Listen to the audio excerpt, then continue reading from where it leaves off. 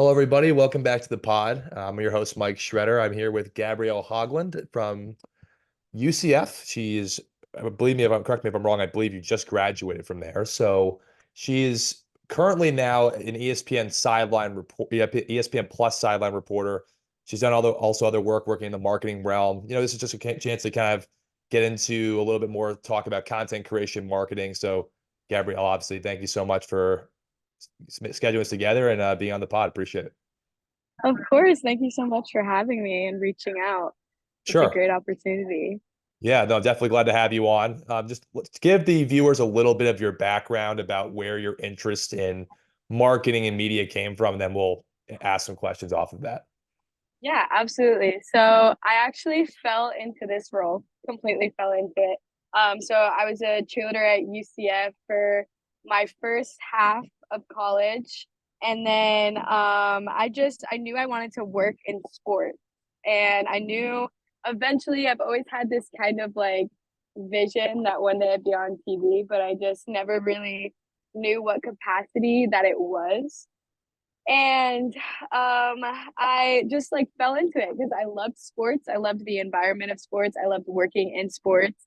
And I ended up like falling in love with working with athletes. Like I knew I really wanted to work with athletes, which is why I've worked in the NIL space and why I now am like pursuing the career of being a silent reporter. Because what being an athlete at UCF, I was around so many athletes. Like we have the leadership building where a lot of the athletes, we study in there and we get to meet everybody from different teams and everything. And has international students, people from Mexico, people from Brazil, people from Norway that are coming here just to play sports. And I loved listening to their stories, how they came to UCF, how they got there. And I just feel like athletes are such go-getters. The way that their mindsets are, like they are just such like self-driven, self-accomplished. And that's why I knew I wanted to work with athletes. So it kind of just domino affected into me working as a reporter because I was in the sports business minor at UCF. And that kind of opened a lot of like my connections with people. I got to learn a lot of different roles in the industry of sports. And I would talk to other people and I found out about like sports broadcasting, sideline reporting. And I knew I had like again a vision to work with athletes, be on TV. I just didn't know what it would be. And then I just ended up getting the right conversations with the right people while I was in the sports business minor. And I shadowed my first game in November of 2023, a basketball game with Madison Little. And it was great. I literally fell in love with it. I just was like felt so fulfilled. It was almost like the same fulfillment that cheerleading gave me was like what sideline gave me. And I just sat down on the court side and I was just like, wow, this is what I want to do. Like, I love this. And I love getting to know the athletes, their stories, telling them, fighting for their story to be told on a broadcast. Cause, sometimes I can write a story and it doesn't even get told, but like I'm in my producer's ear during the game. Like, please let me, I think my AirPods just died. So we're going to be regular. But yeah, so that's kind of how I got into it. I fell into it absolutely. And I've been loving it ever since. Can you talk a little bit about your preparation and what you've had to learn from when you started kind of shadowing initially and then now obviously taking on a bigger role? Can you talk about like how you prepare, what things you're looking at when you're trying to be a sideline reporter and how you try to be effective through that? Yeah, so honestly, some people have asked me like, "Oh, did you take classes for this?" I actually didn't. I wasn't in like the journalism major or anything. Like I said, I fell into it. So I had to kind of figure it out for myself. I was a communications major with taking classes in the sports business minor. So kind of the route that I took was I reached out to as many people that were already doing what I wanted to do. So I reached out to every sideline reporter that I knew. I was telling people that I was getting into this industry if they knew anybody. And I would just hop on the call with anybody that was willing to talk to me. Right. And I would just pick their brains. I would ask them, how do you form your stories? How do you look for your stories? I would meet up for coffee with sideline reporters. I'd have them break it down for me. How did you find your voice? How did you find your story? How did you dress? How do you, you know, how do you form your stories? How do you find your stats? Just everything. And I would just meet with as many reporters as possible. So taking you through that process a little bit, it is a lot of homework. It's a lot of background work. It depends on the sport, I would say, on how you are approaching finding their story exactly. So, if I'm covering baseball, maybe I'm looking, at their starting lineup or their stats and seeing kind of like the type of player they are. But it's getting to know the athletes outside of their talent, right? So, like telling the stories about,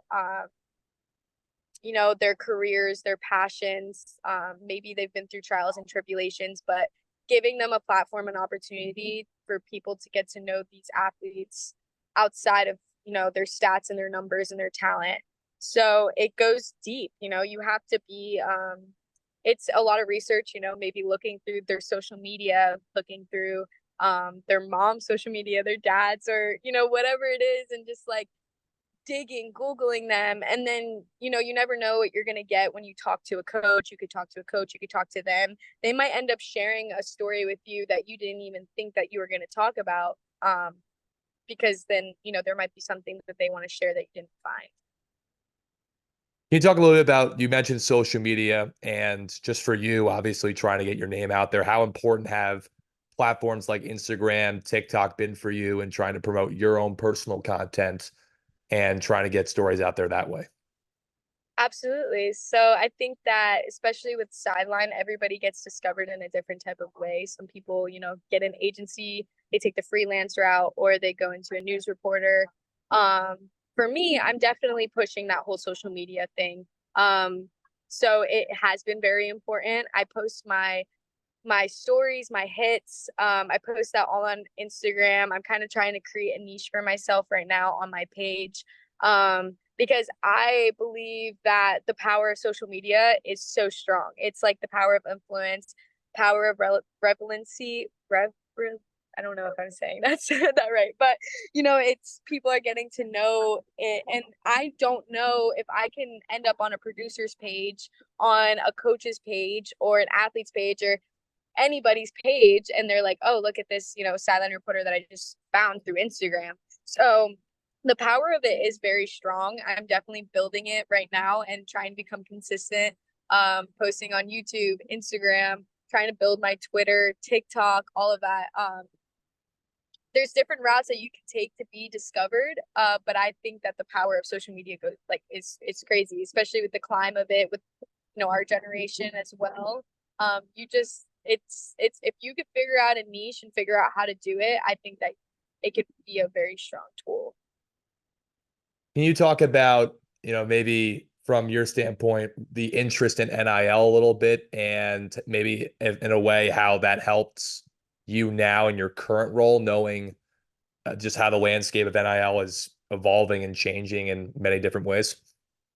Absolutely. I love the idea and I love the space of NIL, and I mean, I think it's great. I love that athletes have the ability to make money. I wish that more athletes took it more seriously, because the thing is like you you have to be willing to build, it's building your own business. Like if you want to be an athlete and work in the space of NIL, you have to be willing to, make day in the life, sorry, the train, but you have to be willing to make day in the lives. You have to be willing to come up with content ideas and post every single day, post on your story, post reels, post pictures. Like you have to genuinely be willing to post and be consistent and make content ideas. So you're building your own business. So like, but so that's where that comes in. Is like NIL's not for everybody, because not every athlete's gonna want to do the work to get there.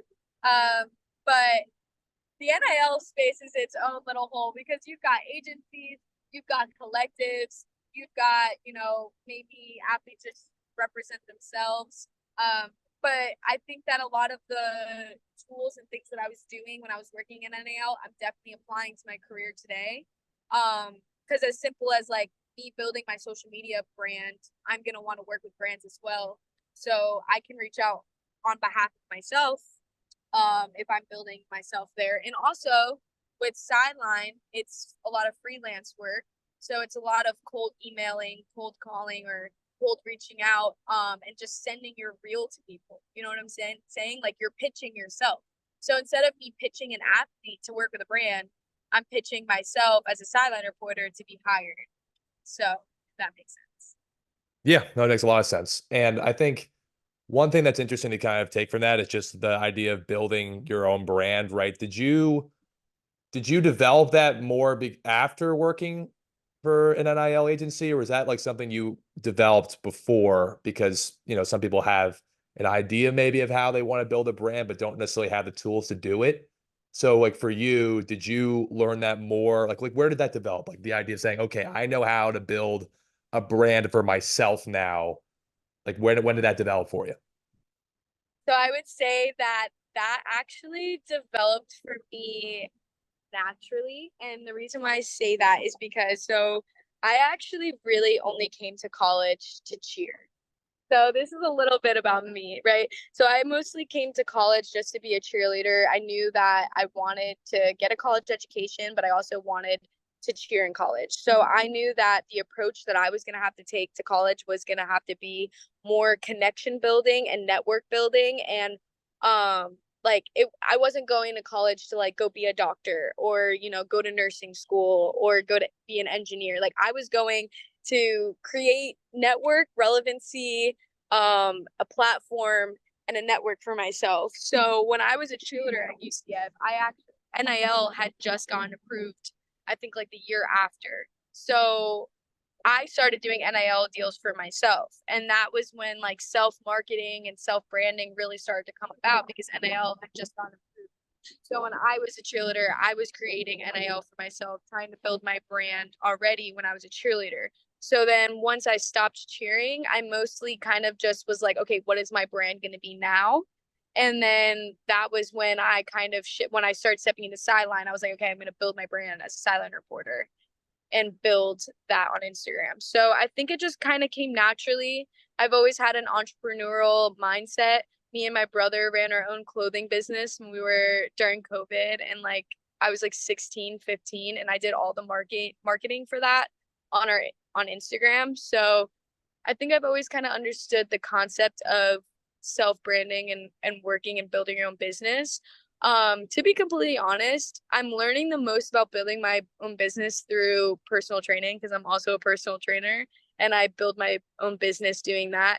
So I think the combination of all the soft skills that I learned from being an athlete, being a personal trainer, being a silent reporter, working in NIL, and also when I worked as an intern with Greater Atlanta Sports Commission, I think, and also being a student at UCF and being a part of the sports business minor, I think all of the combination of my experiences is what created a lot of soft skills and strong entrepreneurial mindsets to be able to build my own brand and be like, this is what I want to do. Y- So Yeah, makes sense. Can you talk a little bit about like what got you interested, maybe because you just mentioned it, into the personal training aspect of things, and what have been the challenges with trying to build that up as well as as you can do other endeavors, obviously, that take up your time. yeah, again, I fell into personal training, and it's so funny because the two things that I'm like loving the most in my life right now, which is I'm building my business as a personal trainer and I'm building my business as a sideline reporter, two things that accommodate my personality the most, and two things that I fell into and did not plan for at all. Um, but I fell into this just because I loved fitness and I loved working out, and it was the athlete in me that got into the gym, and I had a friend and that was also part of the UCF program that was personal training. So he was doing it. So he kind of got me into it. And then I was like, sure. And I just like picked it up for fun for some like extra money here and there. And then I was like, wait, I actually kind of like want to do this. And now I'm like having to build my own clientele, build my own business. So it's hard. I think a big part of it is organization and time management. I think that if you really time manage your day and be like, okay, from hours 8 to 10, I'm going to work on my sideline business, and from 12 to 6 I'm going to be personal training, and then from 6 to 7 I'm be doing this. It's like actually having to like time manage, sit down and like micromanage your day, because it's that's, you got to just be on top of yourself. Like nobody's going to be telling you to get up and do it. So So what tools do you use to keep yourself organized? Do you use like Google Calendars? Do you use planners? Like how exactly do you keep yourself organized? I'm such a traditional, I'm still learning how to keep myself organized.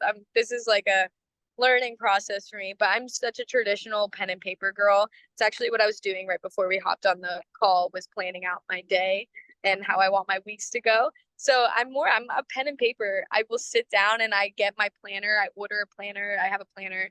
And I sit down and I write all of my plans. I'll usually do it in like a journal type of way, and then after my journal type of way, I'll put it into my agenda, like my planner, my day to day. And I also have an app, so I just started adapting an app this week. I just started, and it's actually worked. It's actually been working pretty well. I've been planning out my whole week, and that's how I was able to, I fit in this meeting on Monday. I put it into my app, 5 p.m. with Michael. So I was able to figure it all out. And so yeah, I'm adapting. I'm learning time management right now, especially that I've just graduated last week. I'm now having to adapt to a new schedule. So I'm figuring out what works best. But yeah, pen and paper, get a planner.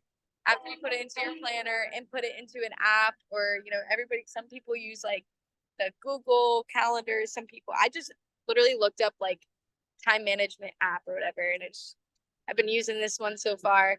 I can tell you what it's called. I don't know what it's called. I'm not sure. It doesn't say the name on the bottom of the app, but Yeah. So I guess my last question for you is what is for you 5 years look like the next 5 years? I know that's a lot, that's a lot in the future, but you seem like someone who has ambition. So what does the next 5 years look like? Like where do you want to be in that time frame? what a great question. So in 5 years, I will be around 26 years old. Um, in 5 years, I see myself being either hired with a team and I'm their main reporter, their main league reporter, maybe doing social media and reporting for them. In the beginning, I don't really care what sport it is. I think the dream job is to be a reporter in the NBA. That'd be great. My mentor and idol in the sideline industry is Kendra Douglas. She's the sideline reporter for Orlando Magic, and I really lean on her a lot. And I love what she does with the Orlando Magic. So that would be like a really cool, ideal job in the future, like a dream job. But in 5 years, I do see myself either being with a team and being their main reporter, or B, being completely booked with freelance work. So being completely booked as a freelance reporter. Gotcha. Well, Gabrielle, I really appreciate you doing this. It was glad to have you on, and to share kind of what your career looks like and what you've been up to. So obviously, I wish you nothing but the best success going forward. And obviously, like again, I appreciate you taking time, and I'm sure the viewers will as well. Thank you so much. I hope I shared some good, inspiring stuff. For everybody listening, this is another episode of Shred's Takes. Stay tuned for more episodes coming out within the week, and give this a like and also subscribe to the channel. Thanks, guys.